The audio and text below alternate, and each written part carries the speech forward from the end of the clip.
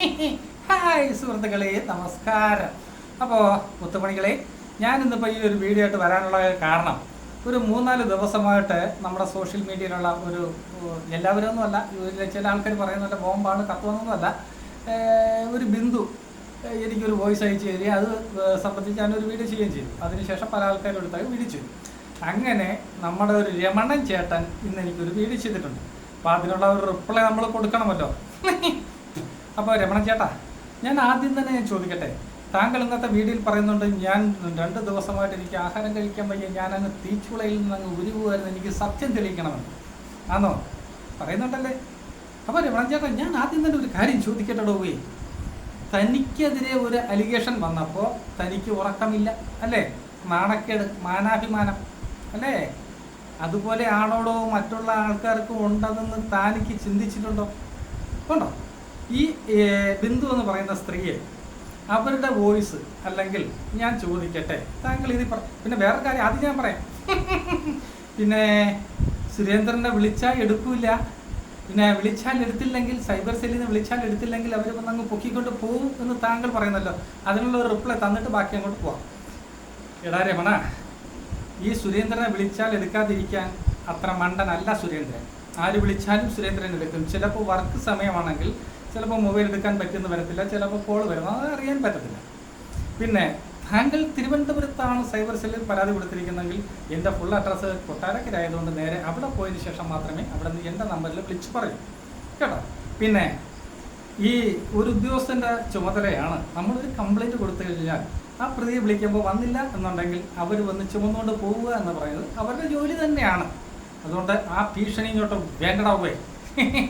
പിന്നെ cyber cell, സുരേന്ദ്രനെ ആദ്യമായിട്ടല്ലടാ ഈ സൈബർ സെല്ല് എന്ന് കേൾക്കുന്നത്, ഞാനവിടെ പോയിട്ടുണ്ട്. അപ്പോൾ കാര്യത്തിലേക്ക് വരാം കേട്ടോ രമണ. അപ്പോൾ തനിക്ക് മാനാഭിമാനമുണ്ട് അല്ലേ? ഇതുപോലെയാണ് ബിന്ദു, അല്ല ബിന്ദു എന്നല്ലേ പേര്, ആ സ്ത്രീയും മറ്റുള്ള ആൾക്കാരെ എടുത്തിട്ട് അങ്ങോട്ട് ചാമ്പുമ്പോൾ അവർക്ക് മാനാഭിമാനം ഉണ്ട്, കുടുംബമുണ്ട് എന്ന് താൻ ചിന്തിച്ചിട്ടുണ്ടോ? ഉണ്ടോ? പിന്നെ താൻ ഇതിനകത്തൊരു വോയിസ് കേട്ടിട്ടുണ്ടല്ലോ. ഞാൻ ആദ്യമേ തന്നെ പറയാം, ഈ തൂറിയവനെ ചുമന്നാൽ ചുമക്കുന്നവൻ മാറും. ഈ പട്ടിത്തീട്ടത്തെ ചുമന്നു കഴിഞ്ഞാൽ ഇത് ഈ ഒരു വിഷയം വന്നപ്പോൾ തന്നെ ഇത് ആരുടെ നമ്പറാണ്, എവിടെ നിന്ന് വന്ന നമ്പറാണെന്ന് ഇതെല്ലാം ഞങ്ങൾ കണ്ടുപിടിച്ച് വെച്ചേക്കുകയാണ് കേട്ടോ. പിന്നെ കേട്ടോ, ഇത് ഈ പടക്കശാല കമ്പനിയിൽ 41 വെടികളിൽ ഒരു വെടിയാണ്, കാനഡ വെടിയാണ് ഇത് വന്നതെന്ന് ആദ്യത്തെ താങ്കളുടെ വീഡിയോയിൽ തന്നെ ആദ്യം പറയുന്നുണ്ട്. ഇതൊരു സ്ത്രീയുടെ ചാറ്റാണ് എന്ന് ഉറപ്പിച്ച് പറയുന്നു അല്ലേ? താങ്കൾക്ക് അറിയാമായിരുന്നു. അപ്പോൾ ഈ ചാറ്റും ഈ മെസ്സേജ് എവിടെ നിന്ന് വന്ന്, ഈ വോയിസ് റെക്കോർഡൊക്കെ എവിടെ നിന്ന് വന്ന് തനിക്ക് കൃത്യമായിട്ട് അറിയാമായിരുന്നല്ലോ അല്ലേ? അതായത് കാനഡയിലുള്ള ഒരു വെടി, അതായത് ഈ പടക്കശാലയ്ക്ക് വേണ്ടി കമ്മീഷൻ വ്യവസ്ഥയിൽ ചെയ്യുന്ന ഒരു ചെറിയ ഒരു തിരി വിട്ട പിന്നെ വെടിയാണ് ഈ കളി കളിച്ചത്. അതായത് പടക്കശാലയ്ക്ക് കണ്ടന്റിന് വേണ്ടിയിട്ട് ആരെങ്കിലും കിട്ടാൻ വേണ്ടിയിട്ട് നെഗറ്റീവ്, അതായത് ഈ രേണു സുധിയെ സപ്പോർട്ട് ചെയ്യുന്ന ആ സ്ത്രീയെ പോയി പ്രൊമോട്ട് ചെയ്ത് പിന്നെ ഇല്ലാത്ത ന്യായങ്ങളെല്ലാം പറഞ്ഞ് അവരെ കൊണ്ട് ആ വീഡിയോ എടുത്ത് വോയിസ് എടുത്ത് ഈ പടക്കശാലയ്ക്ക് കമ്മീഷൻ വ്യവസ്ഥയിൽ കൊടുത്ത പൂക്കുറ്റിയാണ് മറ്റേ അവിടെ നിന്ന് അല്ലേടോ നിനക്ക് ഈ വോയിസ് വന്നത്. നീ പരാതി കൊടുക്കുമ്പോൾ ഇത് ആരാണ്, എവിടെ നിന്ന് വന്നതെന്ന് കൂടെ നീ തെളിയിക്കേണ്ടി വരും കേട്ടോ. പിന്നെ സൈബർ സെല്ലിൽ ഇരിക്കുന്ന ഉദ്യോഗസ്ഥന്മാർ തീരെ മണ്ടന്മാരല്ലോ. നീ ചെയ്തിട്ടുള്ള വീഡിയോസ് ഞങ്ങൾ നോക്കും കേട്ടോ. പിന്നെ വേറൊരു കാര്യം കൂടെ പറയാടോ, ഞാൻ ആ വീഡിയോ മുക്കിയതല്ല. എന്താ കാര്യമെന്നറിയോ? നിന്നെ പോലെയുള്ള മക്കളുമാർ ചെയ്യുമ്പോൾ അതിന് ഞാൻ എൻ്റെ വായിൽ നിന്ന് നിൻ്റെ അമ്മയ്ക്കൊരു തെറി വീണു. കാരണം എന്താണെന്നറിയോ? അവരൊക്കെ നിരപരാധികളാണ്. നീയൊക്കെ ഈ സോഷ്യൽ മീഡിയ എന്ന് പറഞ്ഞ സാമാനത്തിനകത്തോട് കയറി ഇരുന്നുകൊണ്ട് ജോലിക്കും കൂലിക്കും പോകാതെ മറ്റുള്ളവരുടെ കുടുംബത്തിലും മറ്റുള്ള വിഷയങ്ങളും എടുത്ത് അങ്ങോട്ട് ചാമ്പി കാശുണ്ടാക്കുമ്പോൾ ആ പാവപ്പെട്ട നിരപരാധികളാണ്. അവരെ പറഞ്ഞിട്ട് കാര്യമില്ല, പറഞ്ഞ് തെറ്റായി പോയി എന്നതുകൊണ്ട് മാത്രമാണ് ഡിലീറ്റ് ചെയ്തത് കേട്ടോ. അല്ലാതെ നിന്നെ പേടിച്ചിട്ടല്ലട മോനെ. നിന്നെ പോലെയുള്ള ഒരു അവസരം നോക്കിയിരിക്കുക ഞാൻ. കാരണം മാനാഭിമാനം എല്ലാവർക്കും ഉണ്ടെന്ന് നീയൊക്കെ ഒന്ന് ചിന്തിക്കണം. ആ സ്ത്രീയെ ഒരു ബിസിനസ് വുമനാണ് എന്ന് അറിഞ്ഞപ്പോൾ നിനക്ക് ആ സ്ത്രീയെ കൊണ്ട്, അല്ലെങ്കിൽ ആ സ്ത്രീ തന്നു നിനക്കെടുത്ത് വെച്ച് നീ ചിരിച്ച് കുഴഞ്ഞ് ആക്ഷേപിച്ച് പിന്നെ നീ പറയുന്നു അവർക്ക് വട്ടാണെന്ന് നീ പറയുന്നുണ്ടല്ലോ. ഇന്നത്തെ വോയിസിനകത്ത് നീ പറയുന്നുണ്ടല്ലോ. അപ്പോൾ ഈ മാനസിക രോഗമോ അല്ലെങ്കിൽ വട്ടോ ഉള്ള സ്ത്രീകളെ നിനക്ക് എടുത്തിട്ടങ്ങ് ചാമ്പാം എന്ന് കരുതിയല്ലേ? ആണോടാ രമണ? അത് ശരിയാണ് എന്ന് നിനക്ക് തോന്നുന്നുണ്ടോ? അപ്പോൾ ഇതിനേക്കാൾ ഞങ്ങൾ നിന്നെ ഈ ഇങ്ങനെയുള്ള സത്യങ്ങൾ പുറത്തു കൊണ്ടുവന്നു.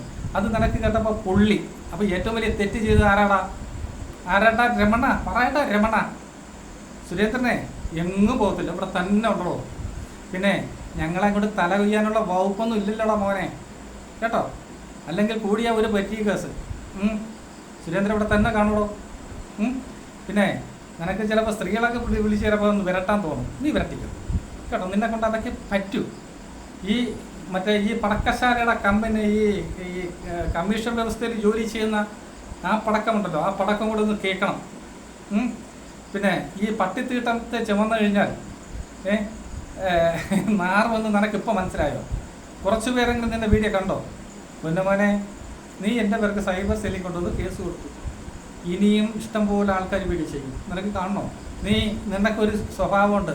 നിന്റെ ഈ കൊച്ചമ്മച്ചിയുടെ എന്തിക്കടയ്യാ വെളുത്തിക്കടയ്യാ എന്ന് പറഞ്ഞ് നടക്കുന്ന മറ്റവൾ, അവൾക്കൊരു സ്വഭാവമുണ്ട്. അവളെക്കുറിച്ച് ആരെങ്കിലും വീഡിയോ അങ്ങ് റിപ്പോർട്ടടിക്കും. അതേ പാരമ്പര്യമാണ് നീ പഠിച്ചു വെച്ചിട്ടുണ്ടല്ലേ അല്ലേ? ആരെങ്കിലുമൊക്കെ ചെയ്തു കഴിഞ്ഞാൽ അതിൻ്റെ വാക്ക് കേൾക്ക് നാണക്കേട് സഹിക്കാൻ വയ്യ, അപ്പോൾ അങ്ങ് റിപ്പോർട്ടടിക്കും. ഇനി പല ആൾക്കാരും വീഡിയോ ചെയ്യും. നീ ആരുടെയൊക്കെ പേര് കേസ് കൊടുക്കും. പല ആൾക്കാരും ചെയ്യും കേട്ടോ. അതുകൊണ്ട് ഈ ഭീഷണി ഇങ്ങോട്ട് വേണ്ട രമണ, കേട്ടോ. പിന്നെ സൈബർ സെല്ല് അതൊക്കെ എന്ന് പറഞ്ഞാൽ ഉദ്യോഗസ്ഥന്മാർ അവിടെ ഇരിക്കുന്ന ഇതൊക്കെ കണ്ടും കേട്ടും തന്നെയാണ്. അവർ തീരെ മണ്ടന്മാരല്ല, കേട്ടോ. അപ്പം നീയൊക്കെ ചെയ്തിട്ടുള്ള വീഡിയോ അവർ സെർച്ച് ചെയ്ത് നോക്കും. പിന്നെ എവിടെ വേണമെങ്കിലും വന്ന് പറയാമെന്ന് പറഞ്ഞല്ലോ. നിനക്കറിയാമോ, ഈ രേണുസുതി ഗൾഫിൽ പോയപ്പോൾ അവിടെ സെക്സ് റാക്കറ്റ് മറ്റേ സാമാനം കയറ്റിക്കൊണ്ട് വരുന്നതുവരെ കണ്ടെന്ന് പറയിപ്പിച്ച ഈ സ്ക്രിപ്റ്റാണ് ഈ മറ്റേ പടക്കശാലയുടെ സ്ക്രിപ്റ്റ്. അതുപോലെ ഒരു സ്ക്രിപ്റ്റാണിത്. ഇപ്പം ഇതിനകത്ത് കിടന്ന് നാറിയതാരാണ്? നീ. മറ്റത് പട്ടിത്തീട്ടമാണ്, അത് നാറി കിടക്കുക. അപ്പം ഇനിയെങ്കിലും നീയൊക്കെ ഒന്ന് ആലോചിക്കണം. മാനാഭിമാനം എന്ന് പറയുന്നത് എല്ലാവർക്കും ഉണ്ട്. നീ പറയുന്നുണ്ട് വെട്ട് ആണെന്ന് പറയുന്നുണ്ട്, വട്ട് ബിന്ദു അല്ലേ? പിന്നെ ഞാൻ ചോദിക്കട്ടെ, ഇത് ആ നമ്പർ ഞങ്ങൾ സെർച്ച് ചെയ്തപ്പോഴേ ഞങ്ങൾക്ക് മനസ്സിലായി ഇത് കാനഡ നമ്പറാണ്, ഇത് സ്ത്രീ ആണെന്ന് ഞങ്ങൾക്ക് മനസ്സിലായി. പിന്നെ രമണ, വേറെ കാര്യമുണ്ടോ? നിൻ്റെ മൊബൈൽ നമ്പറിൻ്റെ നോക്കട്ടെ, എവിടെയോ കിടപ്പുണ്ടോടാ പോയി, ഞാനതൊന്ന് തപ്പി നോക്കട്ടെ. ഈ നിൻ്റെ നമ്പറിൽ എങ്ങനെയാടാ പോയി ഈ അവർക്ക് മെസ്സേജ് പോയത്? നീ പറയുന്നു നീ വിളിച്ചിട്ടില്ല എന്ന് പറയുന്നു അല്ലേ? വിളിച്ചിട്ടില്ല എങ്കിൽ പിന്നെ എങ്ങനെയാണ് നിൻ്റെ നമ്പറിൽ നിന്ന് അവർക്ക് ഈ മെസ്സേജ് പോയത്? അല്ലെങ്കിൽ അവർക്ക് എങ്ങനെ നമ്പർ കിട്ടി? 95 ലാസ്റ്റ് 31 നമ്പർ നിൻ്റെ നമ്പറാണോ? ആണോ? അതിനകത്തുനിന്ന് മെസ്സേജ് ഇവിടെ കിടപ്പുണ്ട്. അത് AI ആണ് എന്ന് നീ പറയുന്നു. എന്നാൽ ഇത് അയച്ചു തന്നപ്പോൾ തന്നെ അവരുടെ അടുത്ത് പറഞ്ഞു അവർക്കിത് നിങ്ങൾ യൂട്യൂബർമാരെ പോലെയുള്ള ഉടായ്പ പരിപാടി അറിയാൻ വയ്യാത്തത് കൊണ്ട് ഇവർ വേറെ മൊബൈലിനകത്ത് അത് ഫോട്ടോ എടുത്ത് വെച്ചതാണ് കേട്ടോ. അത് ആദ്യമേ തന്നപ്പോഴേ പറഞ്ഞു അവർക്ക് വേറെ ഒന്നും ഇത് തെളിവായിട്ട് വെക്കാൻ പറ്റിയില്ല. കാരണം എല്ലാവരും നിങ്ങളെപ്പോലെ ഈ റെക്കോർഡ് ചെയ്ത് വെക്കുന്ന പരിപാടി അവർക്ക് അറിയത്തില്ലല്ലോ. അങ്ങനെ പറ്റിയത് കൊണ്ട് അവർ തന്നെ പറഞ്ഞു, ആദ്യം പറഞ്ഞിട്ട് തന്നെയാണ് പറഞ്ഞത് കേട്ടോ. പിന്നെ ഇത് AI ആണ് എന്ന് നിന്നെ കൊണ്ട് തെളിയിക്കാൻ പറ്റുമെങ്കിൽ അങ്ങ് തെളിയിക്കും. പിന്നെ എന്തോ അർത്ഥത്തിലാണോ സ്ത്രീയുടെ കയ്യിരിക്കുന്ന തെളിവ് നിനക്ക് തരണമെന്ന് പറയുന്നത്? നീ ആരാ?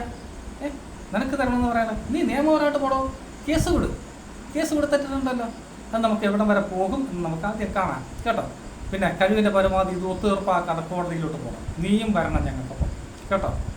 കേസ് ഒത്തുതീർപ്പാക്കരുത്. ഈ കോടതി നിയമങ്ങളൊക്കെ ഇവിടെ ഉണ്ട്.